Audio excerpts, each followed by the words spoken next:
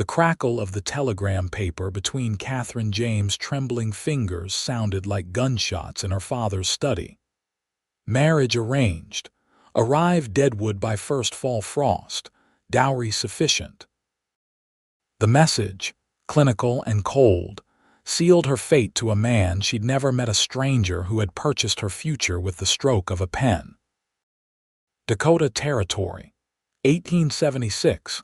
The late summer sun beat down mercilessly on Deadwood as Katherine stepped off the stagecoach, her boots landing in the dusty Main Street with a soft thud.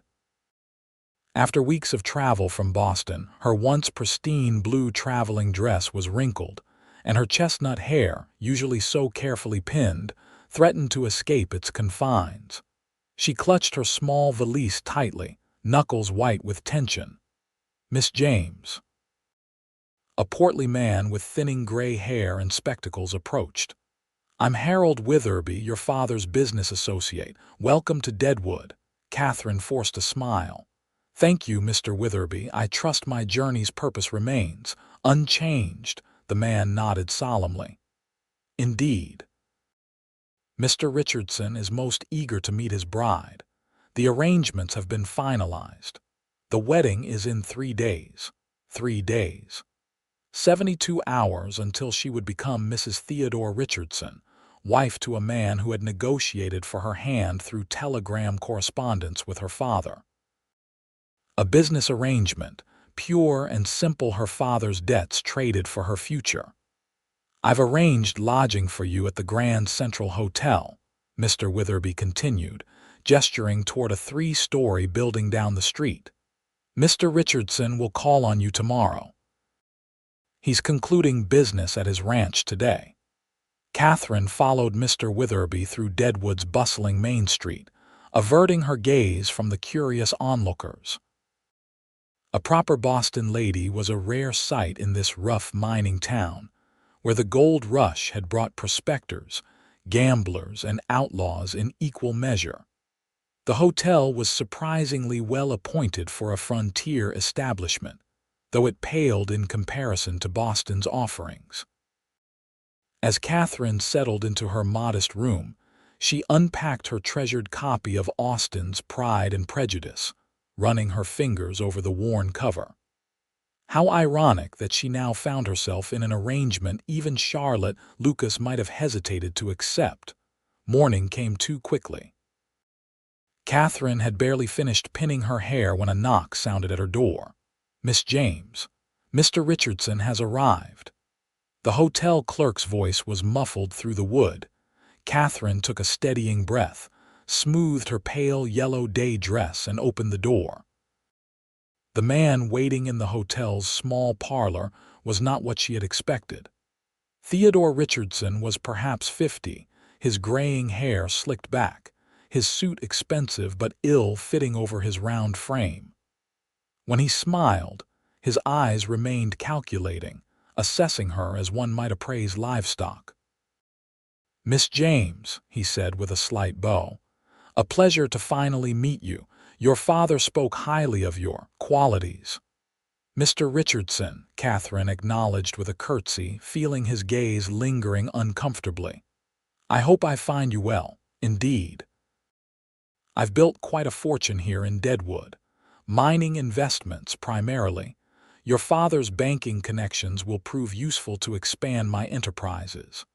He spoke as if discussing a business merger rather than a marriage. "My home is ready for a woman's touch. I've arranged for the wedding to be held at the town's new church. Nothing lavish but respectable." Katherine nodded mechanically. How pragmatic. Richardson missed or ignored her thinly veiled dismay. "I have meetings to attend today. Perhaps you'd like to visit the dressmaker." "I've arranged credit. A bride should look her best, after all." After Richardson departed, Katherine found herself wandering Deadwood's Main Street, ostensibly heading toward the dressmaker but really just seeking fresh air and a moment to collect her thoughts. The town was unlike anything she'd known, raw, unpolished, vibrant with a strange energy that both frightened and fascinated her. She was so lost in thought that she didn't notice the commotion until it was nearly upon her. A riderless horse came charging down the street, panicked and dangerous. People scattered, pressing themselves against buildings or diving into doorways. Katherine stood frozen, the animal bearing down on her with terrifying speed. Suddenly, she felt strong arms wrap around her waist, pulling her roughly aside. She landed hard against a solid chest as the horse thundered past, missing them by inches. "Are you all right, madam?" a deep voice asked, still holding her steadily. Katherine looked up into eyes the color of a summer sky, set in a sun-bronzed face beneath a worn cowboy hat. Her rescuer couldn't have been more than 30, with strong features softened by concern. Yes," she stammered, suddenly aware of their proximity. "Thank you, Mr. Colton York," he replied, releasing her gently, "and it was no trouble. That was Jackson's mare spooks at her own shadow sometimes." Katherine smoothed her dress, trying to regain her composure. "I'm Katherine James. I've just arrived from Boston." "Boston?" His eyebrows raised. "You're a long way from home, Miss James." "Yes," she said softly. "I'm to be married." Something flickered in Colton's eyes, but his expression remained cordial. "Congratulations. Who's the lucky man?" "Mr. Theodore Richardson." Colton's friendly smile faltered momentarily. "Richardson." He seemed to choose his next words carefully. "Well, I'm sure he'll provide well for you." Before Katherine could respond, a voice called out, "York, those cattle aren't going to drive themselves." Colton tipped his hat. "Duty calls. Welcome to Deadwood, Miss James. Watch out for runaway horses." With a smile that transformed his entire face, he strode away, leaving Katherine with an odd sensation of loss.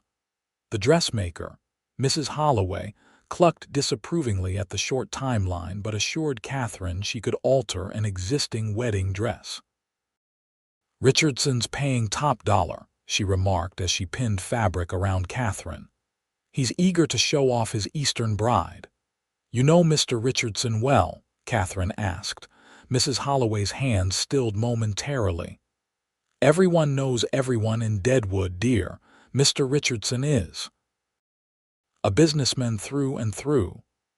"And that means," the woman resumed her work, "just that he knows the value of things, and what he wants he gets." Katherine spent her second day in Deadwood in final fittings and listening to Mr. Richardson explain his expectations for their married life. She would oversee the household, entertain his business associates, and hopefully provide heirs, sons, preferably for his growing empire. He spoke of their future with such certainty that Katherine felt herself fading, becoming merely an accessory to his ambitions. That evening, desperate for air that wasn't perfumed with Richardson's expensive cologne, she slipped out of the hotel for a walk. The setting sun painted Deadwood in shades of amber and gold, softening its rough edges. She found herself drawn to a small creek on the town's edge where she sat on a flat rock watching the water flow. "Miss James," she startled at the voice, turning to find Colton York approaching, leading his horse by the reins. "Mr. York," she acknowledged. "You seem to have a habit of appearing unexpectedly," he grinned. "And you seem to have a habit of wandering alone in a town that's not always kind to solitary ladies." He gestured to the rock beside her. "Mind if I join you, just until you're ready to head back to town?" Katherine hesitated, then nodded. It wasn't proper, certainly, but Deadwood seemed to operate by different rules than Boston. "How are the wedding preparations coming along?" he asked, settling his tall frame beside her. "Efficiently," she replied, unable to muster enthusiasm. "Mr. Richardson is very organized." Colton studied her face for a moment. "You don't sound like a woman counting the hours until her wedding day." Katherine stared at the creek. "It's an arranged marriage. My father owed debts. Mr. Richardson offered a solution." You were the solution, Colton said quietly. A mutually beneficial arrangement, as Mr. Richardson puts it. Colton picked up a stone and skipped it across the water. Where I come from, marriage is supposed to be about more than business. And where is that, Mr. York? Missouri, originally. Came west after the war. Been working cattle drives, ranch work, whatever honest labor I could find. He looked at her sideways. Now I'm foreman at the Circle M Ranch outside town. Not rich, but I sleep sound. Katherine smiled genuinely for the first time in days. That sounds like a fine measure of success. They talked as the sky darkened, Colton telling stories of cattle drives and frontier life, Katherine sharing tales of Boston society and the books she loved. When he walked her back to the hotel, they paused at the entrance. Thank you for the company, Mr. York. He studied her face in the lantern light. Richardson is not known for his gentle nature, Miss James. Katherine felt a chill.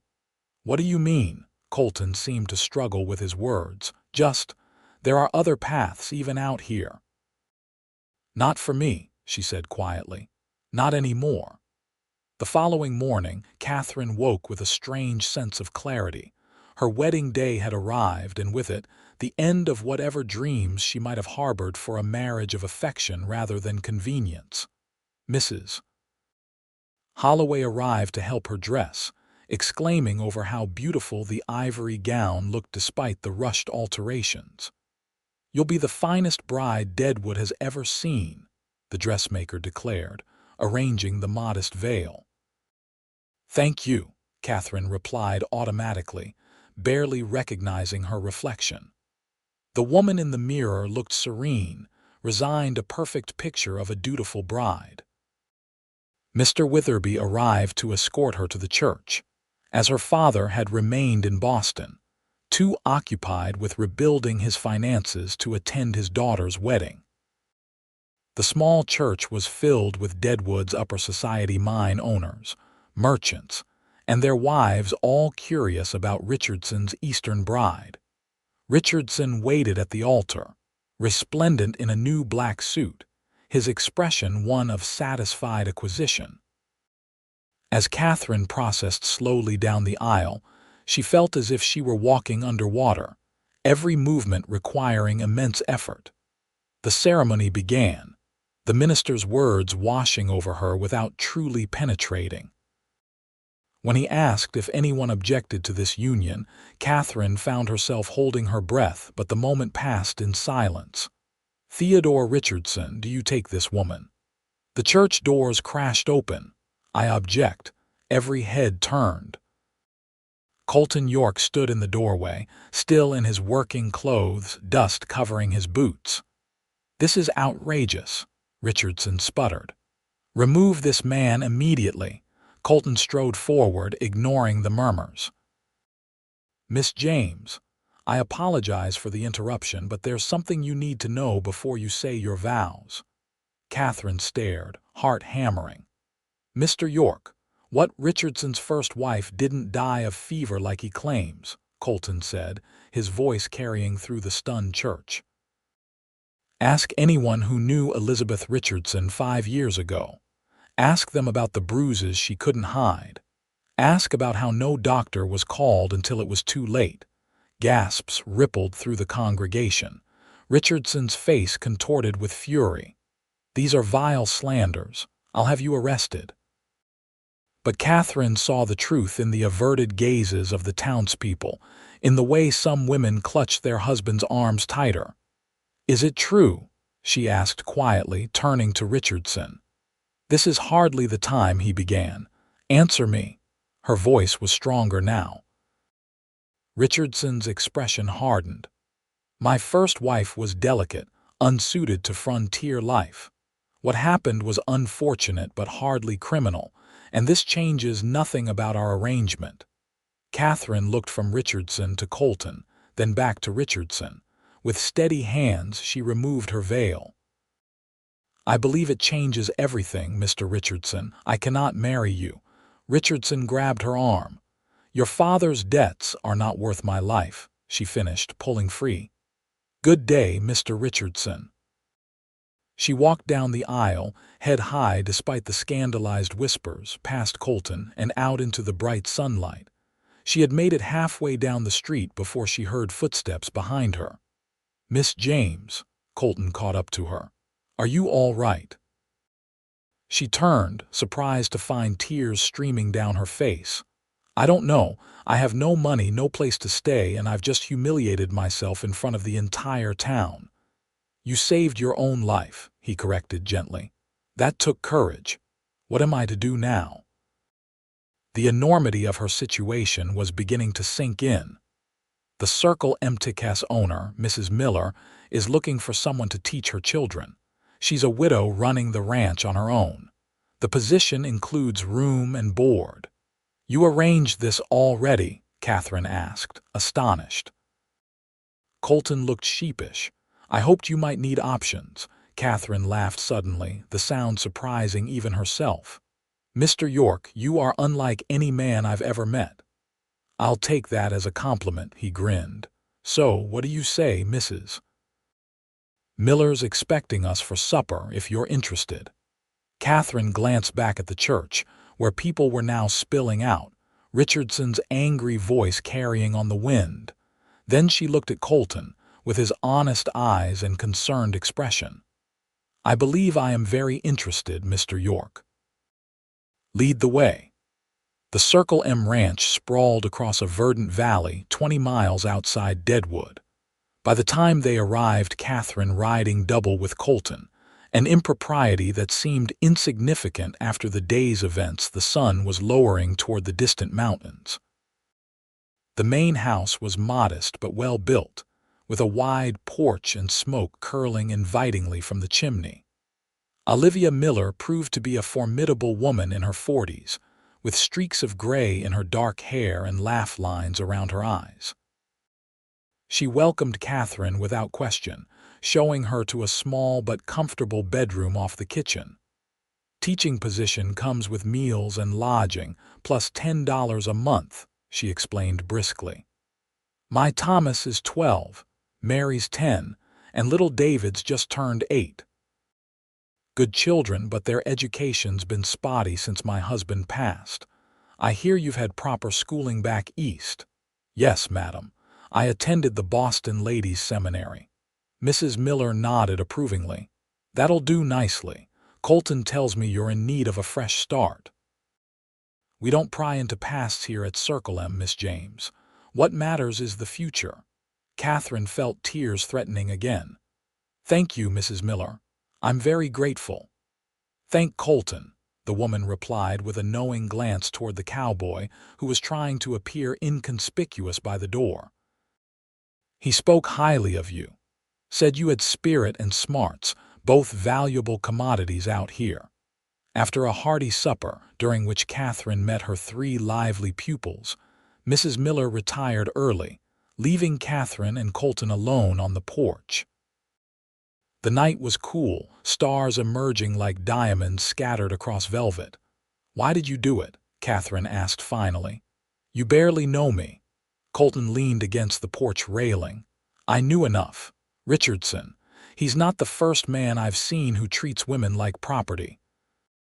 "My own mother suffered something similar." His jaw tightened. "I couldn't stand by and watch it happen again. Even at risk to yourself.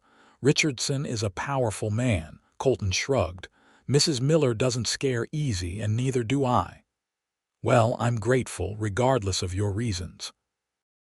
She hesitated, but confused about what happens now. "Now," he smiled.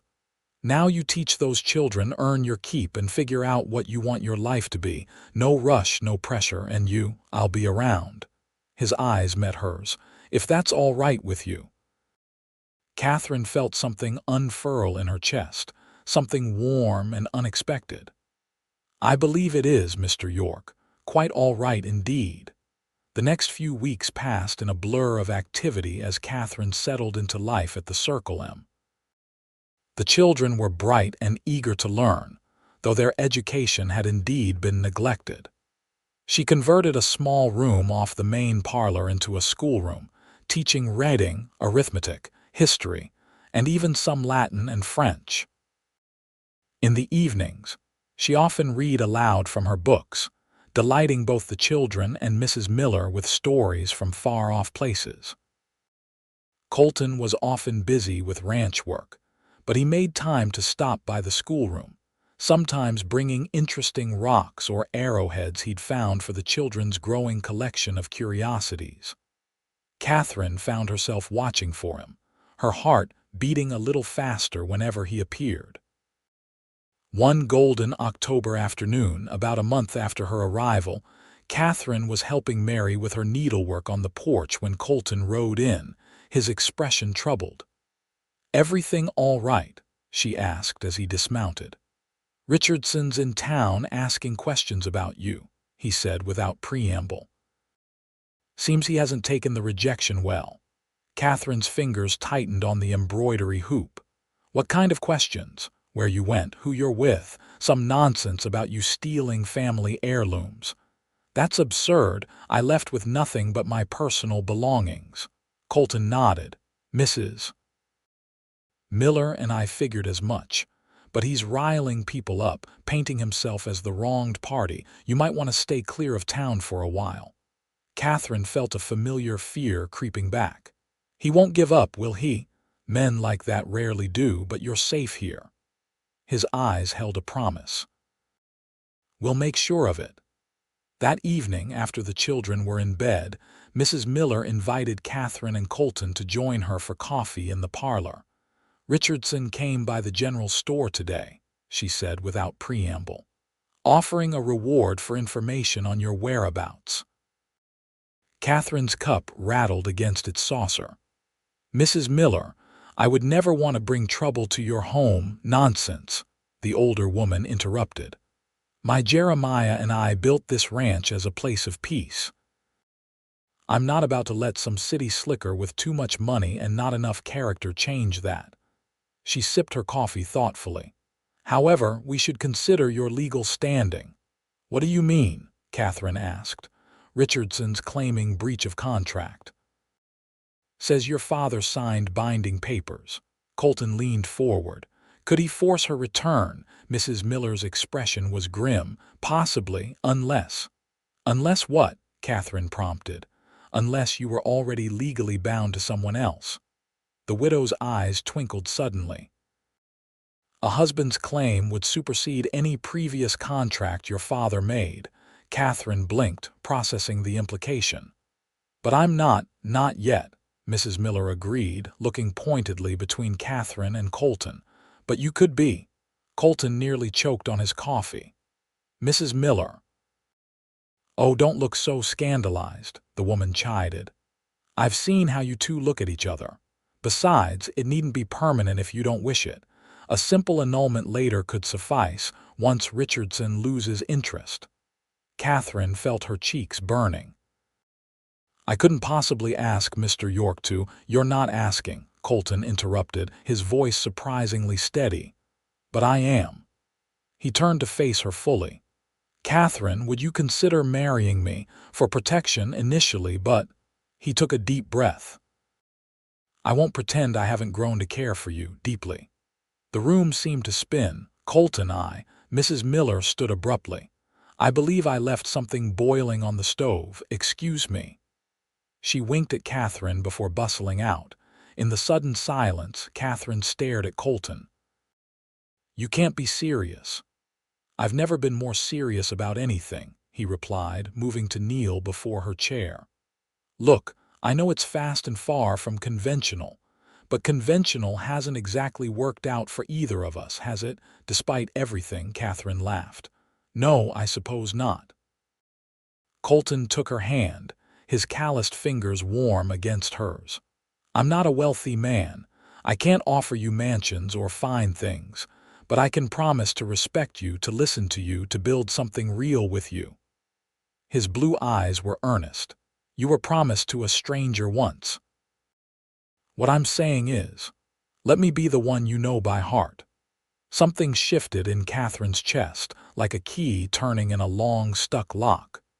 In Boston, She had been raised to believe that security meant wealth, that marriage was a business transaction. But here, looking into Colton's honest face, she understood that true security came from being valued for herself. "Yes," she whispered, surprised by the certainty in her voice. "Yes, I'll marry you, Colton." His smile was like sunrise breaking over the plains. He gathered her into his arms, his embrace tentative until she leaned into it, resting her head against his shoulder. When he kissed her, it was gentle, questioning nothing like the possessive way Richardson had touched her. Mrs. Miller, who had clearly been listening at the door, burst back in with suspicious timing. "Wonderful, we'll have the ceremony tomorrow. Judge Parker's due to ride circuit. He can make it legal and proper." Katherine pulled back, flustered. "Tomorrow, but that's so soon." "Sooner the better, Mrs. Miller replied practically. "Before Richardson gets any more ideas." Colton kept hold of Katherine's hand. "Unless you'd prefer to wait." She considered the question seriously. This was happening impossibly fast, yet it felt right in a way her arranged marriage never had. "No," she decided. "Tomorrow is perfect." The wedding was nothing like the elaborate affair Richardson had planned. It took place in Mrs. Miller's parlor, with the ranch hands and a few trusted neighbors as witnesses. Katherine wore her best blue dress instead of a wedding gown, and Colton had polished his boots and borrowed a clean shirt from Mrs. Miller's late husband. Judge Parker, a stern-faced man with kind eyes, performed a brief but meaningful ceremony. When Katherine repeated her vows, looking up into Colton's face, she felt no hesitation, only a growing certainty that this unexpected path might lead to happiness she'd never dared imagine. "You may kiss your bride," Judge Parker announced, and Colton did, with a tenderness that made Mrs. Miller dab at her eyes with her handkerchief, and the ranch hands whoop enthusiastically. The celebration afterward was simple but joyful, a feast prepared by Mrs. Miller. Music from a ranch hand's fiddle, dancing in the yard under lantern light. As evening fell, Katherine found herself momentarily alone, watching Colton teaching little David how to do see-do. "You look happy," Mrs. Miller said, joining her. "It suits you." "I am," Katherine admitted, "though I'm still not entirely certain how this all happened so quickly." Mrs. Miller chuckled. "Life out here doesn't wait for proper Boston timetables, my dear. When something's right, it's right." She patted Katherine's hand. "I've given you to the cabin at the north edge of the property. It's small, but it's private. Colton's been fixing it up these past weeks." "He has?" Katherine asked, surprised. "MMMHMM. Ever since the day after you arrived. Said he had a feeling." With a knowing smile, Mrs. Miller moved away to replenish the punch bowl. Later, as Colton led Katherine along the moonlit path to the cabin, she told him what Mrs. Miller had said. He laughed softly. "Caught me, I hoped." "Well, I didn't want to presume anything, but I wanted to be prepared. In case." "In case what?" "In case you decided to stay. In case you might someday see me as more than just the cowboy who interrupted your wedding." They reached the cabin, a simple one-room structure with a stone chimney, its windows glowing with welcoming lamplight. Colton paused at the door, suddenly looking uncertain. "Katherine, I meant what I said. This marriage may have happened quickly, for practical reasons, but my feelings are real. Still, I don't expect. That is, we can take time to." She silenced him with a kiss, rising on tiptoes to reach his lips. "Colton York, are you going to talk all night, or are you going to carry your wife over the threshold?" His answering smile was radiant as he swept her into his arms. The cabin's interior revealed Colton's careful preparations, a cheerful fire in the hearth, wildflowers in a mason jar on the table, a handmade quilt on the bed. He had even installed bookshelves, currently empty but waiting for her collection. "It's perfect," she whispered. "It's just a start," he replied, setting her gently on her feet. "We can build whatever life you want, Katherine." Later, as moonlight streamed through the cabin's single window, Katherine lay in her husband's arms, marveling at how completely her life had transformed in just over a month. From a reluctant bride sold to the highest bidder, she had become a woman who had chosen her own path, and a partner who valued her mind as well as her heart. "What are you thinking?" Colton murmured, his fingers tracing lazy circles on her bare shoulder. "That sometimes the most unexpected detours lead exactly where we're meant to be." Word of Katherine and Colton's marriage spread quickly through Deadwood and the surrounding area. As they'd anticipated, Theodore Richardson was furious, storming into Judge Parker's office demanding the union be invalidated. "The lady was promised to me," he insisted, brandishing papers signed by Katherine's father. "This marriage is a sham to circumvent a legal contract." Judge Parker, who had taken an instant dislike to Richardson, peered at him over his spectacles. "Mr. Richardson, in this territory, a woman's consent to her own marriage takes precedence over any arrangement made on her behalf without her knowledge. Miss James misses. York now made her choice clear when she left you at the altar, and subsequently married Mr. York of her own free will." Richardson wasn't easily deterred. "I'll contest this all the way to the territorial Supreme Court if necessary. I've invested considerable sums in purchasing a human being." The judge interrupted coldly. "Slavery was abolished by the 13th Amendment, Mr. Richardson. Good day." Though legally thwarted, Richardson continued his campaign against them through other means. He spread rumors in town that Katherine was a fortune hunter who had stolen family heirlooms, that Colton was after Richardson's mining interests. For several weeks, the Yorks avoided town entirely, focusing instead on building their life together at the Circle M. Katherine continued teaching the Miller children, while Colton's responsibilities as foreman kept him busy from dawn till dusk. Their evenings were their own, though quiet hours in their cabin reading aloud, learning each other's histories, and growing closer in every way. "Did you always want to be a cowboy?" Katherine asked one night as they sat by the fire, her head resting on his shoulder. Colton chuckled. "Not exactly. My pa was a blacksmith. I thought I'd follow him into the trade. Then the war came." His expression sobered. "After Gettysburg. I couldn't go back to the life I'd known. Needed open skies, room to breathe." "Do you ever regret it, coming west?" "Never," he kissed her temple. "Especially not now." As winter approached, bringing the first dustings of snow to the Black Hills, Richardson's efforts to discredit them gradually lost momentum. The people of Deadwood had short attention spans, and new scandals had replaced the jilted groom and the Eastern schoolteacher who had chosen a cowboy instead. In early December, Katherine and Colton finally ventured into town together to purchase supplies and Christmas gifts for the Miller children.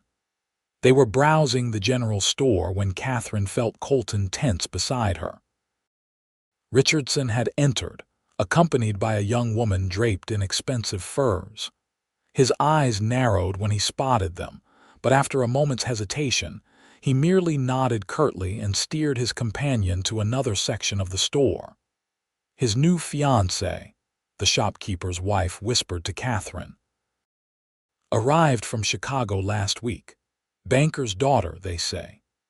Katherine watched the young woman, barely 20, with a nervous smile that didn't reach her eyes, and felt a wave of sympathy, followed by profound gratitude for her own narrow escape. Outside, snow had begun to fall, transforming Deadwood's muddy streets into a pristine wonderland. Colton loaded their purchases into the wagon, then helped Katherine onto the seat beside him.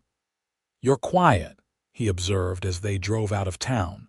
"Seeing Richardson bring back bad memories?" She shook her head. "No, It actually made me realize how fortunate I am." She squeezed his gloved hand. "I was supposed to marry a stranger who saw me as a possession. Instead, I married a man who sees me as I am and loves me anyway." "Not anyway," Colton corrected, bringing her hand to his lips. "Because of who you are." By Christmas, Katherine had settled completely into ranch life. She had made the cabin truly their home, adding small touches that reflected their shared tastes. Bookshelves now filled with volumes ordered from back east, pressed wildflowers framed on the walls, a braided rug she and Mrs. Miller had made together during the long evenings. On Christmas Eve, the entire ranch gathered at the main house for a celebration. The children performed a nativity play Katherine had written. Ranch hands played carols on harmonica and fiddle, and Mrs. Miller served her famous apple cider spiked with something considerably stronger for the adults. Later, back in their cabin, Colton presented Katherine with a small wooden box. "Made it myself," he admitted as she opened it to reveal a delicate silver pendant in the shape of a book. "It's beautiful," she breathed, turning it over to find her initials engraved on the back. "When did you have time?" "Been working on it at night in the barn when you thought I was checking on the new foals." He fastened it around her neck, his fingers lingering on her skin. "Wanted you to have something special for our first Christmas." Katherine retrieved her own gift from its hiding place, a leather-bound journal she'd ordered from Denver. "For all your stories," she explained. "The ones you tell me about your travels. They shouldn't be lost." His kiss was answer enough. Winter deepened, bringing blizzards that sometimes isolated the ranch for days at a time. Katherine discovered she didn't mind the confinement. Their cabin was snug, and Colton's company never grew tiresome. They established routines: morning coffee shared in bed, Katherine's lessons for the Miller children, Colton's work with the ranch hands, evenings spent reading or talking or making love. By February, Katherine had news of her own to share. She'd suspected for weeks but waited until she was certain before telling Colton one snowy evening as they prepared for bed. "I'm with child," she said simply, watching his face for his reaction. "Due late summer, I believe." For a moment, he stood perfectly still, absorbing her words. Then his face transformed with such joy that tears sprang to her eyes. "A baby," he whispered, crossing to her in 2 long strides and gathering her into his arms. "Our baby," she nodded, laughing through her tears as he spun her around. "You're pleased then?" "Pleased." He set her down gently, cradling her face in his hands. "Katherine, you've given me everything I never dared hope for. A home, a wife I adore, and now a child." He pressed his forehead to hers. "I'm beyond pleased. I'm the happiest man in the Dakota Territory." Spring brought renewal to the land and to their lives. As the snow melted and wildflowers began to carpet the plains, Katherine's body changed too, the gentle swell of her belly growing more pronounced. Mrs. Miller, who had borne 5 children of her own, though only 3 had survived, became Katherine's guide through the mysteries of impending motherhood. In April, a letter arrived from Boston, the first communication from Katherine's family since her departure. Her father wrote stiffly of his disappointment in her impetuous decision, but concluded with an awkward olive branch, asking about her welfare and enclosing a bank draft that represented, he said, "what should have been your dowry, rightfully yours regardless of circumstances." "He's trying in his way," Katherine told Colton as they discussed the unexpected windfall, "though I suspect my mother's influence behind this gesture." "What shall we do with it?" Colton asked, eyeing the substantial sum with a mixture of wariness and wonder. Katherine had already given this considerable thought. "I'd like to buy land, adjacent to the circle, and if possible, build our own ranch eventually. Not immediately, I'm happy here, but someday." Colton's expression was thoughtful. The Henderson place has been empty since Old Man Henderson passed last fall. 300 acres, good water rights. His children moved to California, might be willing to sell. The idea took root, growing alongside the child in Katherine's womb. By June, they had purchased the Henderson property, though they continued living in their cabin at the Circle M while Colton and some of the ranch hands began repairs on the neglected homestead.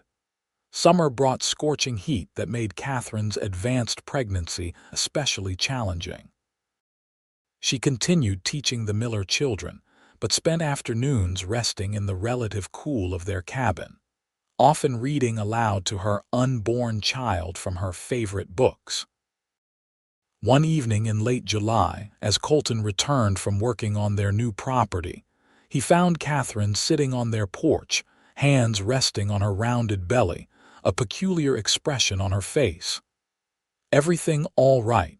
he asked, quickening his pace. "I believe," she said with remarkable composure, "that your child has decided today is an excellent day to be born." The next 12 hours were the most terrifying of Colton's life. Katherine labored with quiet determination, attended by Mrs. Miller and the midwife from town. Barred from the bedroom as was customary, Colton paced the main house, alternately praying and cursing as Katherine's occasional cries reached him. Just as dawn broke over the eastern hills, a new cry, thin, indignant, and unmistakably vital, pierced the morning stillness. Minutes later, Mrs. Miller emerged, her tired face wreathed in smiles. "Congratulations, Mr. York, you have a son. Mother and child are doing splendidly." The sight of Katherine, exhausted but radiant, holding their tiny son against her breast, undid Colton completely. He wept unashamedly as he perched on the edge of the bed, one finger gently tracing the perfect shell of his son's ear. "He has your eyes," Katherine murmured, though the baby's eyes were the unfocused blue of all newborns. "What shall we call him?" They had discussed names but reached no firm decision.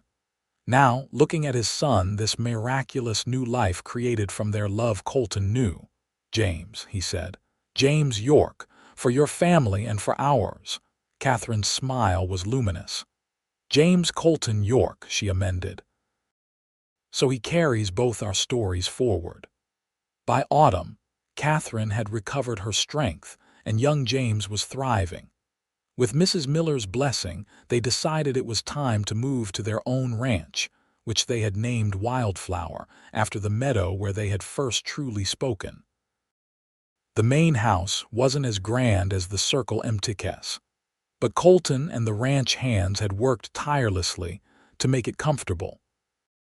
There were 3 bedrooms, one for them, one for James, and one for the books and teaching materials. Katherine continued to accumulate, planning for both her son's education and perhaps that of neighboring children someday. On their first night there, after they had settled James in the cradle Colton had crafted, they stood on their own porch, arms around each other, looking out over land that was now theirs. "Are you happy?" Colton asked, the question carrying echoes of their early uncertainties. Katherine leaned into his embrace. "Completely. Are you?" "More than I knew was possible." He turned her to face him. "You know, when I saw you that first day in Deadwood, almost getting trampled by that horse, something told me you were going to change my life. And did I?" "You became my life," he said simply. "You and now James." As if on cue, their son's cry floated through the open window. Katherine laughed, rising on tiptoes to kiss Colton quickly. "Duty calls, Mr. York. After you, Mrs. York." They moved inside together, toward the sound of their child, their steps in perfect harmony, 2 people who had found in each other not just sanctuary, but home. News traveled slowly across the Dakota Territory, especially during the harsh winter months. So it wasn't until the spring of 1878 that word reached the Wildflower Ranch about Theodore Richardson. The businessman, overextended in various mining ventures and gambling debts, had been found dead in his office, a pistol in his hand and a note that blamed his financial reversals on betrayal and ill fortune. "Poor man," Katherine said when Colton brought the news home from town. She was sitting in the rocking chair on their porch, nursing 7-month-old James while watching the sunset paint the hills gold. For all his wealth, he died alone and desperate. Colton settled on the porch step beside her. "His young wife left for Chicago the day after the funeral, I heard." "Took everything that wasn't nailed down," Katherine shook her head sadly. "It could have been me." "Never," Colton said with quiet certainty. "You're too strong, too wise." She smiled down at him, shifting James to her shoulder to pat his back. "I wasn't always. I was prepared to marry him, to surrender my life to a man who saw me only as property." "What changed your mind? At the church, I mean. You were already turning away before I burst in with my dramatic accusations." Katherine considered the question. "I looked at him waiting at the altar, and suddenly I could see my entire future mapped out, years of quiet submission, of being ornamental rather than essential. And something in me rebelled." She stroked James's downy head. "Then you arrived, confirming what I already knew in my heart." "Glad I could help," Colton said with a grin, reaching up to take James as the baby finished nursing. He settled the drowsy infant against his shoulder with practiced ease. "Though I was terrified you'd go through with it anyway." "Never," she echoed his earlier assertion. "Not once I knew there could be more. Not once I met you." As James drifted to sleep against his father's chest, Katherine contemplated how completely her life had transformed in less than 2 years. From a reluctant bride being sold to settle debts, she had become a wife, mother, teacher, and now a rancher in her own right. The Wildflower Ranch was small but growing. They had 30 head of cattle, a vegetable garden that produced enough to trade in town, and plans to expand once James was a bit older. More importantly, she had found a partnership of equals with Colton. They made decisions together, valued each other's strengths, and supported each other through the inevitable challenges of frontier life. When summer storms damaged their barn, they rebuilt it side by side. When James fell ill with croup that winter, they took turns sitting up with him, reading to each other to stay awake through the long nights. Their second anniversary arrived with the spring thaw of 1879, celebrated quietly with a special dinner and an exchange of handmade gifts. A new hat Katherine had knitted for Colton, and for her, a locket containing miniature portraits of Colton and James that he had commissioned from a traveling artist. That night after James was asleep, they sat before the fire, reminiscing about their unlikely beginning. "Did you ever imagine when you pulled me out of the path of that runaway horse that we'd end up here?" Katherine asked, curled against Colton's side on their sofa. "Honestly, yes and no." He played with a strand of her hair. "I knew immediately that you were special, different from anyone I'd ever met, but I also saw that ring on your finger and figured you were as unattainable as the stars. Yet here we are, he agreed, kissing her temple. "And I plan to be right here with you for the next 50 years, at least." Katherine turned in his arms to kiss him properly. "I'm going to hold you to that promise, Colton York."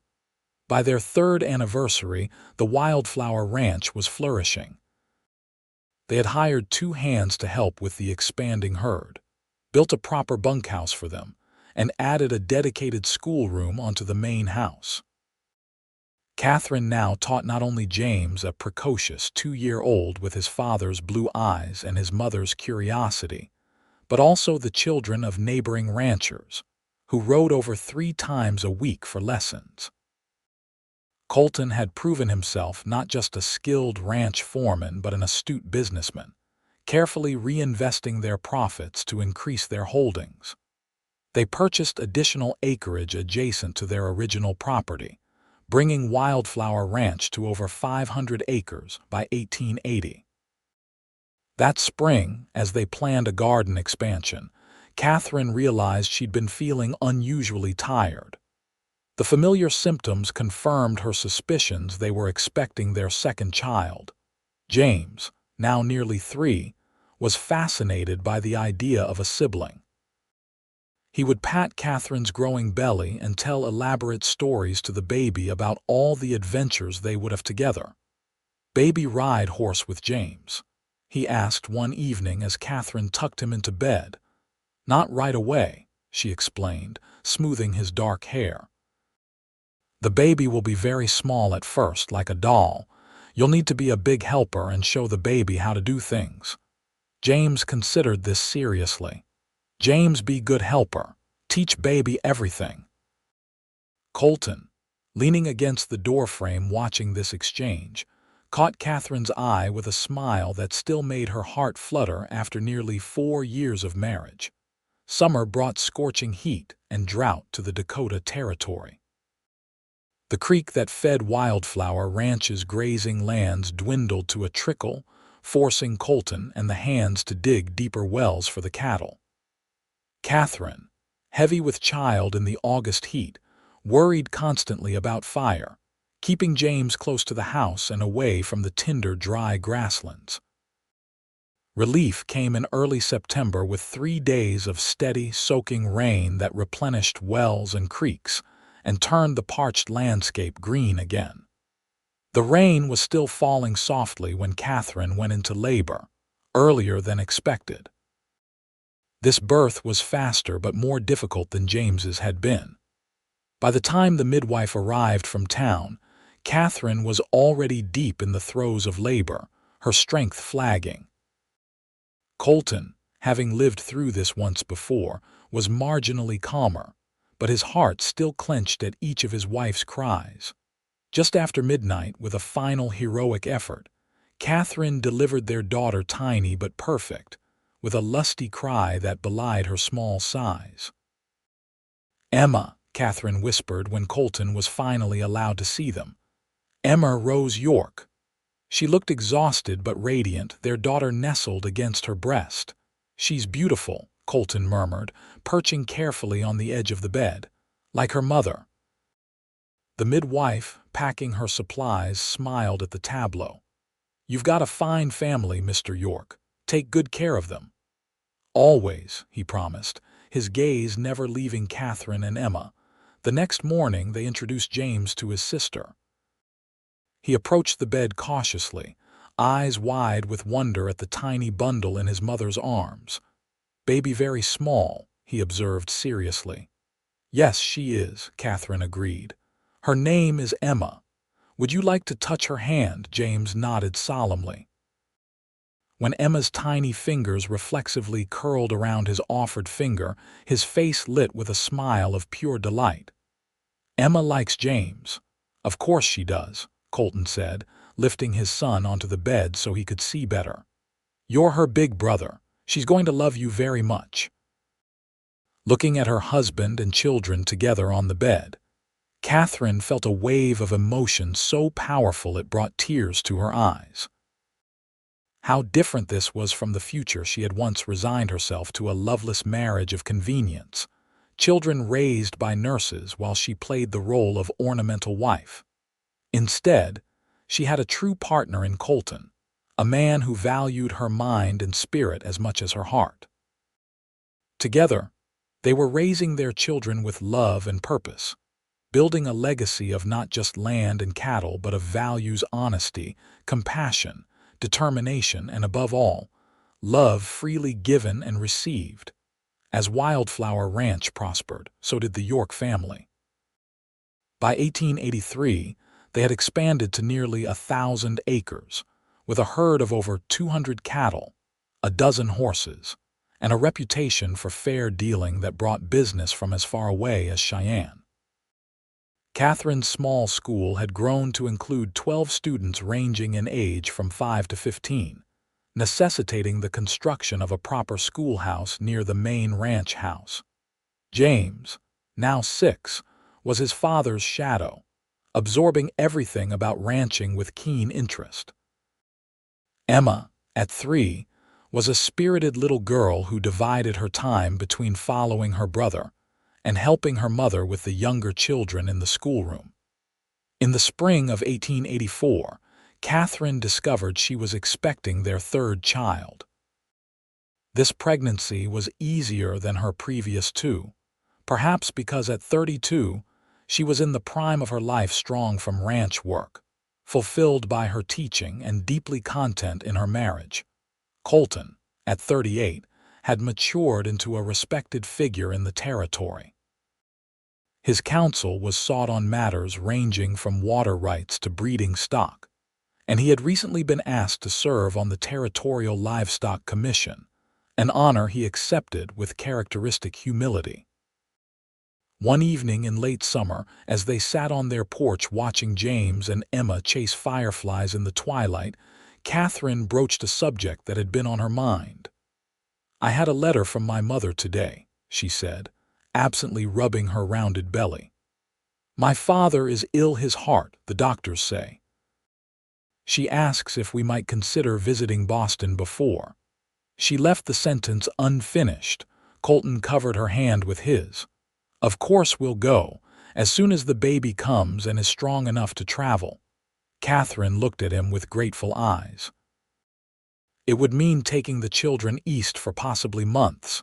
The ranch will manage," he interrupted gently. "Tom Mercer is more than capable of running things in my absence, and Mrs. Miller's daughter could take over the school temporarily." He squeezed her hand. "Your father should meet his grandchildren, Catherine, and they should know where their mother comes from." In November, Catherine gave birth to their second son, whom they named William Jeremiah York, William for Catherine's father, and Jeremiah for Mrs. Miller's late husband, who had been like a father to Colton. By spring, William was strong enough for the journey east. The family traveled by train, a grand adventure for James and Emma, who had never ventured further than Deadwood. Catherine, watching her children's wonder at each new sight, the vastness of the plains, the majesty of the Mississippi, the crowded bustle of Chicago, saw the journey through their eyes, marveling anew at how much her own perspective had changed in 8 years. Boston, when they finally arrived, seemed both familiar and utterly foreign to Catherine. The neat row houses, the cobblestone streets, the carefully tended parks, all were just as she remembered. Yet she felt herself a stranger now, more at home under the wide Dakota skies than in these orderly confines. Her parents' home on Beacon Hill was exactly as she had left it, perhaps a bit shabbier, the gilt on the mirrors slightly tarnished, but still a testament to old Boston wealth and tradition. Her mother, Eleanor, met them at the door, her once dark hair now completely silver but her bearing still regal. "Catherine," she said, embracing her daughter with unexpected warmth. "And this must be the famous Colton." She extended her hand to him with a graciousness that surprised Catherine. Colton, dressed in his best suit but still unmistakably a Westerner, took her hand with a gentle confidence. "Mrs. James, thank you for welcoming us into your home." Eleanor's gaze softened as she knelt to greet her grandchildren. "And these fine young people must be James, Emma, and little William. Your grandfather is very eager to meet you all." William James Sr. was indeed eager, though frail. Propped up in his bed, he studied his daughter's family with keen eyes that missed nothing. "So," he said after the initial greetings, "you're the cowboy who stole my daughter away." Catherine tensed, but Colton merely smiled. "I prefer to think she found me, sir, and I'm grateful every day that she did." The old man's stern expression cracked slightly. "Well, she certainly looks well." Better than when she left here, I'd say. It was as close to an approval as they were likely to get, and Katherine accepted it as such. Over the following weeks, a cautious rapprochement developed between the Yorks and the James family. Katherine's father, though initially skeptical of Colton, gradually warmed to his son-in-law's straightforward manner and evident devotion to Katherine and the children. Eleanor, for her part, seemed to blossom in her role as grandmother, taking the children on outings to the public garden and teaching Emma to play the piano. James and Emma, adaptable as children often are, quickly adjusted to Boston life, though James confided to his father that he missed the horses and open spaces of Wildflower Ranch. Little William, too young to have preferences, was content wherever his family was. One evening, as Katherine sat with her father in his study while the children were being put to bed, he broached the subject that had clearly been on his mind. "I was wrong," he said without preamble, his voice rough with emotion. "About Richardson, about what I tried to force you into." Katherine set aside her sewing, surprised by this unprecedented admission. "Father, no, let me finish." He shifted in his chair, clearly uncomfortable with such directness. "I was desperate, yes, but that's no excuse. I sold my own daughter to save my business, and it was unforgivable." "I've forgiven you," Katherine said softly. "Long ago." Her father shook his head. "You shouldn't have had to. A father is supposed to protect his child, not barter her away." He looked at her directly, his eyes suspiciously bright. "Your Cowboy, he's a good man, better than I gave him credit for." "Better than Richardson would have been." "Yes," Katherine agreed simply. "He is. You've built something real out there," her father continued. "Something honest. I'm proud of you, Katherine." The words, never before spoken in her hearing, brought tears to her eyes. "Thank you, Father. That means more than you know." They remained in Boston through the summer and into the fall, as William James's health gradually declined. He died peacefully in October, with his family gathered around him. After the funeral and the settling of the estate, which left Katherine with a substantial inheritance, her father having revised his will to include her equally with her brothers, the Yorks prepared to return to Dakota. "You could stay, you know," Eleanor suggested as they packed. "Boston has excellent schools for the children, and the house is too large for me alone." Katherine smiled, touched by the offer but certain of her response. "Our home is in Dakota, Mother. Wildflower Ranch is where we belong." Eleanor nodded, understanding if not entirely approving. "Then you must all return for extended visits, and perhaps when James is ready for university." "We'll consider Harvard," Colton promised, earning a genuine smile from his mother-in-law. The journey back to Dakota felt like returning to their true selves. As the train carried them west, Katherine watched the landscape transform from the tight confines of eastern forests to the expansive plains, feeling her spirit expand with it. Beside her, Colton seemed to shed years with each mile, the slight stiffness he had maintained in Boston giving way to his natural ease. When they finally arrived at Wildflower Ranch in early December, a light snow was falling, dusting the buildings and fences with white. Tom Mercer and the other hands had hung pine boughs and red ribbons on the main house in anticipation of their return, and Mrs. Miller waited on the porch with a pot of hot cider. "Welcome home," she called as their wagon approached. "Just in time for Christmas." James and Emma tumbled from the wagon almost before it stopped, racing toward the house with whoops of joy.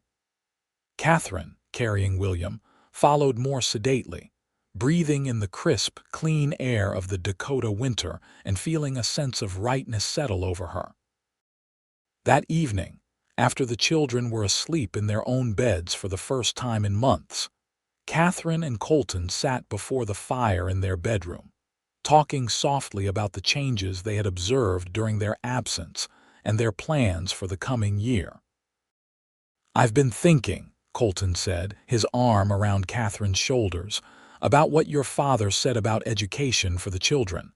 Catherine looked up at him. "You're not suggesting we move to Boston?" "No," he chuckled at her alarm, "but maybe we should consider expanding the school here. Hiring another teacher to help you, offering more advanced subjects. There are more families settling in the area now, and they all want education for their children." Catherine nodded thoughtfully. "A proper academy eventually, perhaps, with dormitories for children from more distant ranches." "Exactly." Colton's eyes lit with enthusiasm. "We could use part of your inheritance to build it, a legacy for the future of this territory." "The York Academy," Catherine mused, warming to the idea. "I like it." They continued planning long into the night, dreaming together as they had since the beginning of their unexpected union, two people from vastly different worlds who had found in each other exactly what they needed. Over the following years, their vision became reality. The York Academy opened its doors in 1887 with 15 full-time students and twice as many day scholars. Catherine served as headmistress, with 2 additional teachers hired from back east. The school quickly gained a reputation for excellence, drawing students from as far away as Montana Territory. Wildflower Ranch continued to prosper under Colton's leadership, growing to become one of the most successful operations in the territory. James, following in his father's footsteps, took on increasing responsibility as he grew into a thoughtful young man. Emma, spirited and independent, divided her time between helping at the school and working with the horses she loved. William, the quietest of the 3, revealed a talent for numbers and mechanics, constantly taking apart and reassembling anything he could get his hands on. In 1889, when Dakota Territory achieved statehood, splitting into North and South Dakota, Colton was invited to serve on the first state livestock board. It was an honor that required occasional travel to Pierre, the new state capital, but he accepted with Catherine's full support. That same year, Catherine's mother came to live with them after suffering a minor stroke. Eleanor James, who had once viewed the West as little more than a wilderness, adapted surprisingly well to ranch life. She took particular interest in the academy, bringing her Boston polish to the students' elocution and deportment lessons. Life was not without challenges. A severe blizzard in the winter of 1888-89 devastated much of their herd and damaged several buildings. Drought in the early 1890s tested even the most established ranches. And there was personal grief. Mrs. Miller, who had been like a mother to both of them, passed away peacefully in 1892, leaving the Circle M to her children with the provision that Colton serve as executor. Yet through it all, Catherine and Colton's partnership remained unshakable. They weathered each storm together, drawing strength from each other and from the family they had created. Their love, which had begun so improbably she promised to a stranger, he offering to be the one she knew by heart, had deepened into something as essential and enduring as the land itself. In 1896, as they celebrated 20 years of marriage, their children organized a surprise anniversary party that brought together friends, neighbors, former students, and ranch hands past and present. During the festivities, James, now 20, raised his glass in a toast. "To my parents," he said, his voice steady and sure, "who taught us by example that love isn't just a feeling but a choice you make every day. Who showed us that a real partnership means standing together through whatever comes. And who built not just a ranch and a school, but a legacy of love that will endure long after we're all gone." As the assembled guests applauded, Colton drew Catherine close, pressing a kiss to her temple. Not bad for a marriage that started as a practical arrangement, he murmured, his eyes twinkling. Katherine smiled up at him, seeing still the handsome cowboy who had rescued her from a runaway horse and later from a far worse fate. I think we've proven that the most practical arrangement of all is to marry the person you love with your whole heart. And to keep choosing them, Colton added, every single day.